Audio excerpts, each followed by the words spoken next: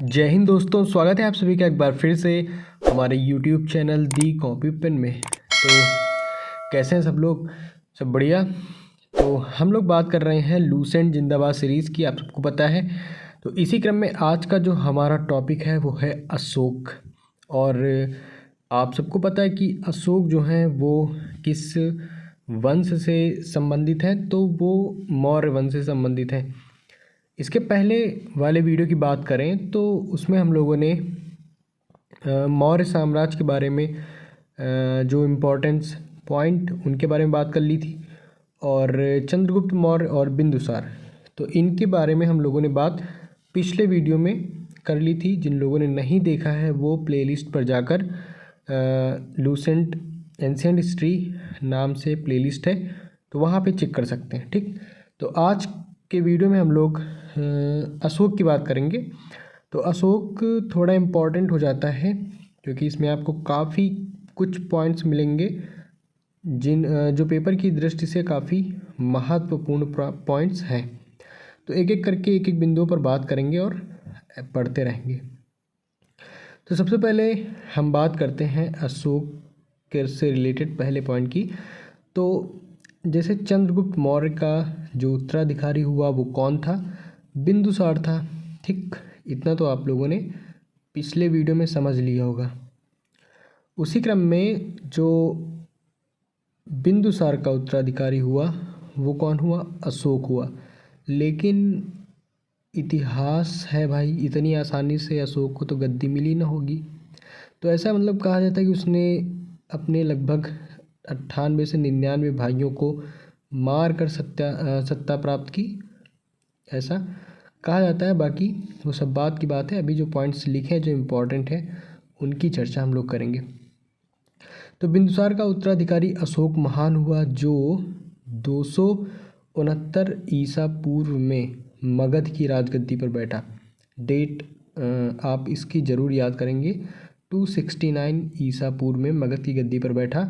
और अशोक की माता का जो नाम था, या माता का जो नाम क्या था? सुभ्रदांगी था। किसके अनुसार?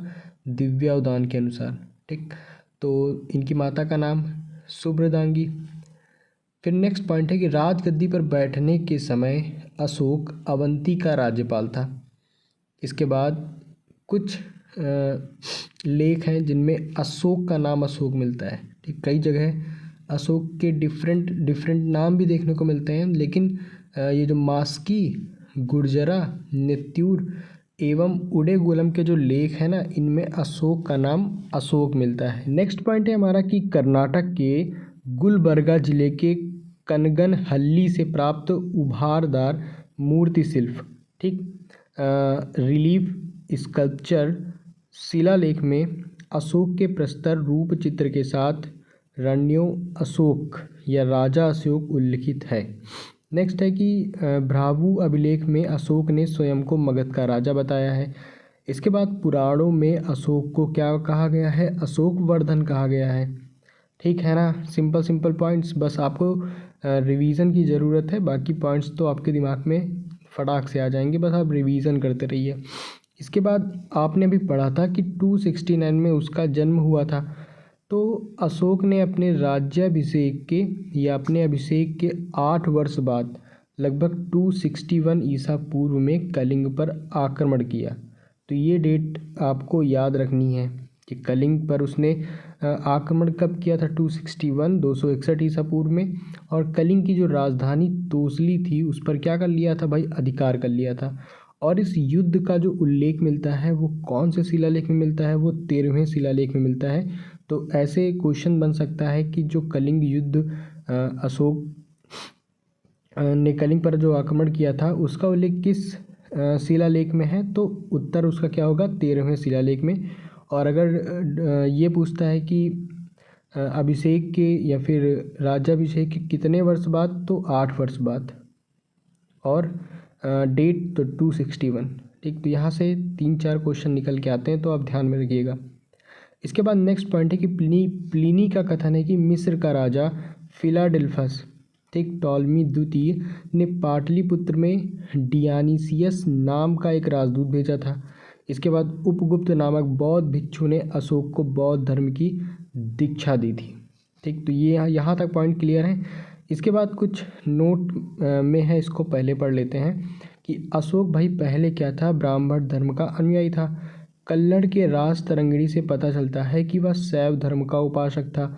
निग्रोध के प्रवचन सुनकर उसने बौद्ध धर्म को अपना लिया। तो यहाँ ये पॉइंट तो आप पढ़ेंगे ही, साथ में ध्यान में रखने की ज़रूरत ये है कि कल्हड़ की राज तरंगिणी, मतलब कल्हड़ की रचना क्या है, राज तरंगिणी। तो ये यहाँ से ज़्यादा इम्पॉर्टेंट पॉइंट आ जाता है कि राज तरंगिणी के लेखक कौन थे, कल्हड़, या कौन है कल्हड़। ठीक, तो ये आप ध्यान में रखिए। इसके बाद अगले पॉइंट की बात करते हैं। तो अहरोरा लेख में यह घोषणा की गई है कि अशोक व्यक्तिगत रूप से बौद्ध धर्म का अनुयायी था। ठीक, अब हम कुछ शिलालेखों की बात कर लेते हैं, उनमें जो इम्पोर्टेंट होंगे वो आपको पता चलता चला जाएगा। तो अशोक के प्रमुख शिलालेख एवं उनमें वर्णित कुछ विषय हैं, तो इनको ध्यान में रखिए। अगर आपको पूरे जो 14 मतलब 14 हैं, अगर 14 सारे के कुछ कुछ पॉइंट्स याद हो जाते हैं तो बहुत ही अच्छी बात है। बाकी कुछ पॉइंट्स तो आपको ध्यान में रखने ही हैं कि जैसे शिलालेख, पहला जो शिलालेख है उसमें किस चीज़ की बात की गई है, तो उसमें पशु बलि की निंदा की गई है। अब इनमें से क्वेश्चन ऐसे बन सकता है कि अशोक के कौन से शिलालेख में पशु बलि की निंदा की गई है, तो आप बताएंगे कि पहले शिलालेख में। ठीक, तो ऐसे ही इतने सारे शिलालेख हैं, लगभग 13-14, तो इनमें से ऐसा ही क्वेश्चन पुटअप कर सकते हैं। दूसरे शिलालेख के बाद दूसरे शिलालेख में क्या पता चलता है कि मनुष्य व पशु दोनों की चिकित्सा व्यवस्था का उल्लेख है, ऐसा दूसरे शिलालेख में देखने को मिलता है।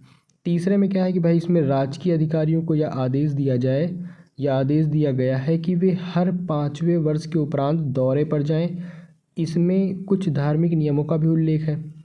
और इसके बाद नेक्स्ट है कि चौथा शिलालेख, तो इसमें भेरी घोष की जगह धम्म घोष की घोषणा की गई है, तो ये भी इम्पॉर्टेंट है। नेक्स्ट 5वें में क्या है कि इसमें धर्म महामात्रों की नियुक्ति की जानकारी मिलती है।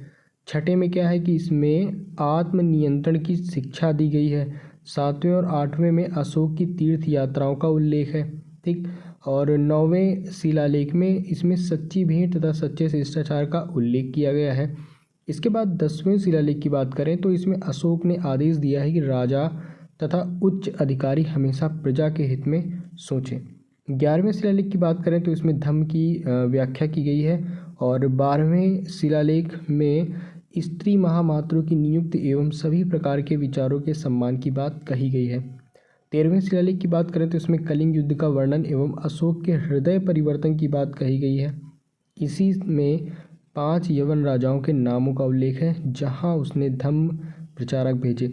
तो कलिंग युद्ध का वर्णन किस शिलालेख में है, तो 13वें शिलालेख में मिलता है। 14वें शिलालेख में अशोक ने जनता को धार्मिक जीवन बिताने के लिए प्रेरित किया है। तो ये आपने देखे अशोक के प्रमुख शिलालेख एवं उनमें वर्णित विषय।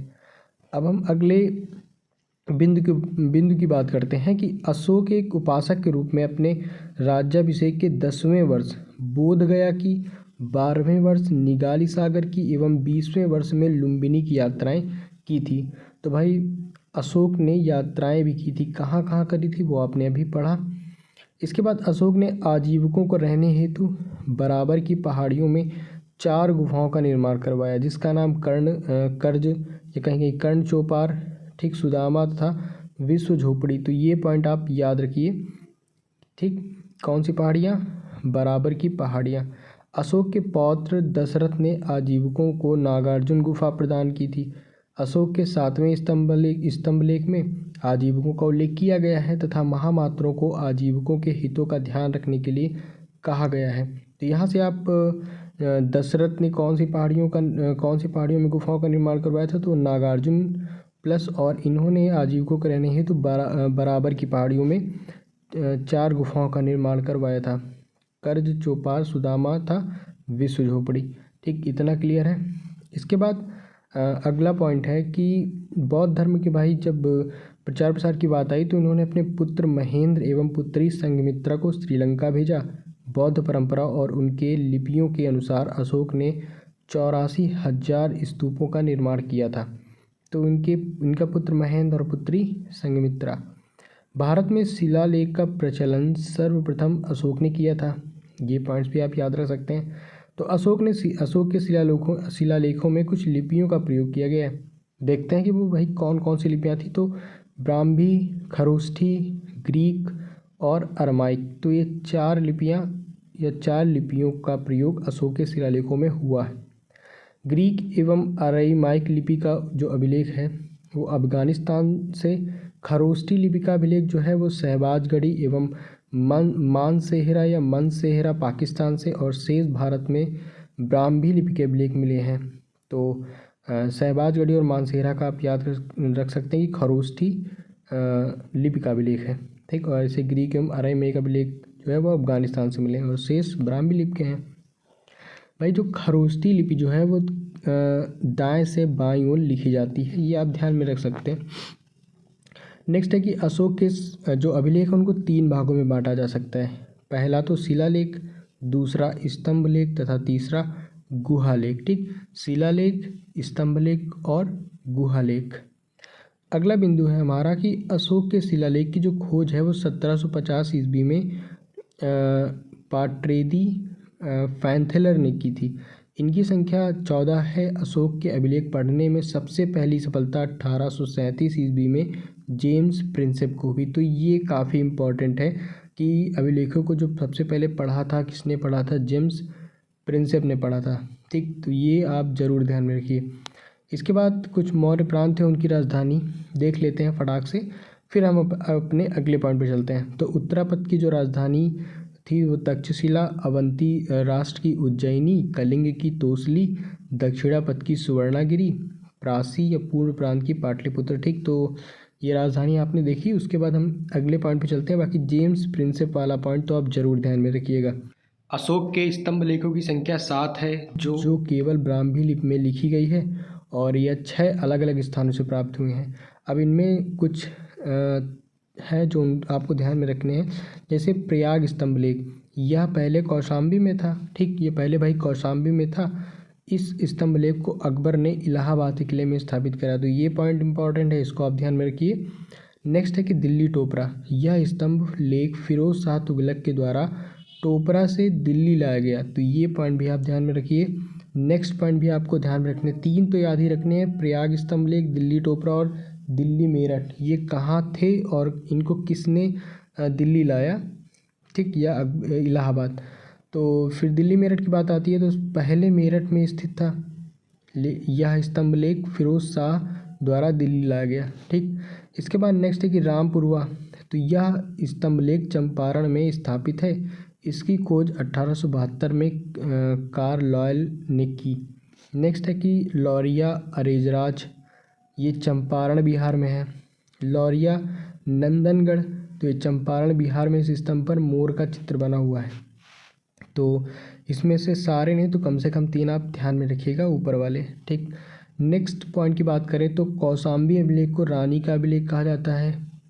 इम्पॉर्टेंट पॉइंट है कि कौशाम्बी के अभिलेख को भाई रानी का अभिलेख कहा जाता है।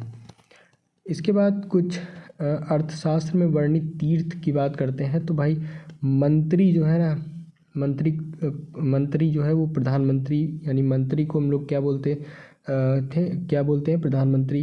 पुरोहित जो था वो धर्म एवं दान विभाग का प्रधान होता था। सेनापति सैन्य विभाग का प्रधान। युवराज राजा का पुत्र होता था। द्वारिक जो है राजकीय द्वार रक्षक। अंतर्वेदिक जो अंतःपुर का अध्यक्ष होता था। समाहर्ता आय का संग्रहण करता था। सन्निधाता राजकीय कोषाध्यक्ष था। प्रशासता कारागार का अध्यक्ष था। प्रदेश टी कमिश्नर था। पौ जो है वो नगर का कोतवाल होता था। व्यवहारिक प्रमुख न्यायाधीश होता था। नायर नगर रक्षा का अध्यक्ष होता था। कर्मांतिक जो है वो उद्योगों एवं कारखानों का अध्यक्ष होता था। मंत्रिपरिषद के अध्यक्ष। दंडपाल सेना का सामान एकत्रित करने वाला। दुर्गपाल दुर्ग रक्षक। अंतपाल सीमावर्ती दुर्गों का रक्षक। तो ये पॉइंट्स आप एक बार देख सकते हैं। अब हम अगले पॉइंट की बात करेंगे। तो अशोक का 7वां अभिलेख सबसे लंबा है। अशोक का सबसे छोटा स्तंभ लेख रुम्मिनदेई है, तो ये पॉइंट आप याद कर सकते हैं, छोटा और सबसे लंबा। इसी में लुम्बिनी में धम्म यात्रा के दौरान अशोक द्वारा भू राजस्व की दर घटाकर 1/8 भाग कर दिया और लुम्बिनी ग्राम का जो धार्मिक कर, जिसको बलि कहते थे, को माफ़ कर दिया। ठीक, तो ये पॉइंट है। अब एक नोट देखेंगे कि महास्थान जो बांग्लादेश में पड़ता है से प्राप्त सोहगौरा का ताम्रपत्र अभिलेख में मौर्य काल में अकाल, सूखा जैसी दैवीय प्रकोप के समय राज्य द्वारा राहत कार्य के लिए दिए जाने जो ऐसे दैवीय प्रकोप आते थे तो राज्य द्वारा जो राहत कार्य दिए जाते थे उनका विवरण प्राप्त होता है। अगले पॉइंट की बात करें तो प्रथम पृथक शिलालेख में यह घोषणा है कि सभी मनुष्य मेरे बच्चे हैं। तो ये पॉइंट आप याद कर सकते हैं कि अशोक किस या शिलालेख में कहता है कि सभी मनुष्य मेरे बच्चे हैं, तो प्रथम पृथक शिलालेख में। अशोक का शान एक गुना, ठीक, कंदहार अभिलेख ग्रीक एवं अरामीक भाषाओं में प्राप्त हुआ है। साम्राज्य के मुख्यमंत्री एवं पुरोहित की नियुक्ति के पूर्व इनके चरित्र को काफ़ी जांचा परखा जाता था, जिसे उपधा परीक्षण कहा जाता था। नेक्स्ट है कि सम्राट की सहायता के लिए एक मंत्रिपरिषद होती थी जिसमें सदस्यों की संख्या 12, 16, 20 हुआ करती थी। नेक्स्ट है कि अर्थशास्त्र में शीर्षस्थ अधिकारी के रूप में तीर्थ का उल्लेख मिलता है, जिसे महामात्र भी कहा जाता था और इसकी संख्या 18 थी। अर्थशास्त्र में चर जासूस को कहा जाता था। चर किसको कहते हैं? जासूस को। इसके बाद अशोक के समय मौर्य साम्राज्य में प्रांतों की संख्या 5 थी। प्रांतों को चक्र कहा जाता था। प्रांतों के प्रशासक कुमार या आर्यपुत्र या राष्ट्रिक कहलाते थे। इसके बाद अगला पॉइंट है कि प्रांतों का विभाजन विषय में किया गया था। मतलब जो प्रांत होते थे वो कई विषयों में बटे होते थे और वो किसके अधीन होते थे? विषय पति के अधीन होते थे। प्रशासन की जो सबसे छोटी इकाई थी वो ग्राम थी, जिसका मुखिया ग्रामीण कहलाता था। प्रशासकों में सबसे छोटा गोप था जो 10 ग्रामों का शासन संभालता था। मेगास्थनीज के अनुसार नगर का प्रशासन 30 सदस्यों का एक मंडल करता था जो 6 समितियों में विभाजित था। प्रत्येक समिति में 5 सदस्य होते थे। तो यहाँ से आप पॉइंट याद कर सकते हैं कि इस प्रशासन की सबसे छोटी इकाई ग्राम और जिसका मुखिया ग्रामीण है, और विषय का जो अधिकारी सबसे बड़ा होता था वो विषयपति होता था। तो ये पॉइंट आप यहाँ से याद कर सकते हैं। इसके बाद प्रशासनिक समिति हम उसके कार्य देखेंगे। तो प्रथम जो समिति प्रथम थी और उसका कार्य क्या था कि उद्योग एवं शिल्प कार्य का निरीक्षण, द्वितीय विदेशियों की देखरेख, तृतीय जन्म मरण का विवरण रखना, चतुर्थ व्यापार एवं वाणिज्य की देखभाल करना, पंचम निर्मित वस्तुओं को विक्रय का निरीक्षण, षष्ठ बिक्री एवं वसूल करना। ठीक, जो छः समितियाँ थी उनके कार्य हैं। नेक्स्ट है कि बिक्री कर के रूप में मूल्य का 10वां भाग वसूला जाता था। इसे बचाने वाले को मृत्युदंड दिया जाता था। ठीक, नेक्स्ट है कि मेगास्थनीज के अनुसार एग्रोनोमाई मार्ग निर्माण अधिकारी था। जस्टिन के अनुसार चंद्रगुप्त मौर्य की सेना में लगभग 50,000 अश्वारोही सैनिक, 9,000 हाथी व 8,000 रथ थे। इसके बाद जस्टिन नामक यूनानी लेखक के अनुसार चंद्रगुप्त ने अपनी 6 लाख की फौज से सारे भारत को रौंद दिया। यह बात सही भी हो सकती है और नहीं भी, लेकिन यह सही है कि चंद्रगुप्त ने पश्चिमोत्तर भारत को सेल्यूकस की गुलामी से मुक्त किया। जस्टिन ने चंद्रगुप्त की सेना को लुटेरों की सेना कहा है। नेक्स्ट पॉइंट है कि युद्ध क्षेत्र में सेना का नेतृत्व करने वाला अधिकारी नायक कहलाता था। नेक्स्ट है कि सैन्य विभाग का सबसे बड़ा अधिकारी जो वो सेनापति होता था। और प्लिनी नामक यूनानी लेखक के अनुसार चंद्रगुप्त की सेना में 6 लाख पैदल सिपाही, 30,000 घुड़सवार और 9,000 हाथी थे। नेक्स्ट पॉइंट है कि मेगास्थनीज के अनुसार मौर्य सेना का रखरखाव 5 सदस्यीय 6 समितियां करती थी। इसके बाद मौर्य प्रशासन में गुप्तचर विभाग महामात्य सर्प नामक अमात्य के अधीन था। तो ये पॉइंट याद कर सकते हैं। अर्थशास्त्र में गुप्तचर को गूढ़ पुरुष कहा जाता था, ये भी इम्पॉर्टेंट है। तथा एक ही स्थान पर रहकर जो कार्य करते थे, मतलब जो गुप्तचर था वो 2 भागों में विभक्त था, संस्था और संचरा। जो एक स्थान पर रहकर गुप्तचर का काम करते थे वो संस्था कहलाते थे, और जो भ्रमण करते थे, एक स्थान से दूसरे स्थान तक जाते थे, ऐसे गुप्तचर को संचार कहा जाता था। या कहीं कहीं संचरण लिखा हुआ मिलता है, तो कंफ्यूज मत होइएगा, संचार भी ठीक है। इसके बाद अशोक के समय जनपदीय न्यायालय के न्यायाधीश को राजुक कहा जाता था। ठीक, अब बॉक्स देख रहे हैं यहाँ पे कुछ चीज़ें हैं, उनको भी पढ़ लेते हैं। जो 6 समितियाँ थी ना, जो सेनाओं का रखरखाव का कार्य करती थी, तो उनमें जो पहली समिति थी वो जल सेना की व्यवस्था करती थी, दूसरी जो है वो यातायात एवं रसद की व्यवस्था, तीसरी पैदल सैनिकों की देखरेख, चतुर्थ अश्वारोहियों की सेना की देखरेख, पंचम गज सेना की देखरेख और षष्ठ रथ सेना की देखरेख। ठीक, तो ये समितियाँ उनके कार्य हो गए। इसके बाद अगला पॉइंट है कि सरकारी भूमि को सीता भूमि कहा जाता था। बिना वर्षा के अच्छी खेती होने वाली भूमि को आदेव मातृक कहा जाता था। नेक्स्ट पॉइंट है कि भाई मौर्य काल में द्रोण अनाज के माप के लिए प्रयोग होता था। ठीक, मतलब मौर्य काल में द्रोण जो है वो अनाज के माप के लिए प्रयोग होता था। मेगास्थनीज ने भारतीय समाज को 7 वर्गों में विभाजित किया है। तो कौन से 7 वर्ग हैं इनको ध्यान में आप रख सकते हैं कि दार्शनिक वर्ग, किसान, अहीर, कारीगर, सैनिक, निरीक्षक एवं सभासद। ठीक, तो इतने पॉइंट आराम से आपने पढ़ लिए। आगे भी कुछ 3-4 पॉइंट हैं, फिर ये लेसन पूरी तरीके से समाप्त हो जाएगा। स्वतंत्र वेश्यावृत्ति को अपनाने वाली जो महिलाएं थी उनको रूपा जीवा कहा जाता था। नंद वंश के विनाश करने में चंद्रगुप्त मौर्य ने कश्मीर के राजा परवतक से सहायता प्राप्त की थी। नेक्स्ट है कि मौर्य शासन 137 वर्षों तक रहा। भागवत पुराण के अनुसार मौर्य वंश में 10 राजा हुए, जबकि वायु पुराण के अनुसार 9 राजा हुए। मौर्य वंश का जो अंतिम शासक बृहद्रथ था और इसकी हत्या इसके सेनापति पुष्यमित्र शुंग ने 185 ईसा पूर्व में कर दी और मगध पर शुंग वंश की नींव डाली। इसके बाद नोट में एक पॉइंट है कि अशोक राम विहार पाटलिपुत्र में था। तो मौर्य वंश के बारे में आप लोगों ने काफ़ी कुछ जाना। अशोक के बारे में आप लोगों ने जाना, बिंदुसार के बारे में जाना और चंद्रगुप्त मौर्य के बारे में जाना। तो मौर्य वंश का जो अंतिम शासक हुआ वो वृहद्रथ था। वृहद्रथ का एक सेनापति था, ठीक, उसका नाम क्या था?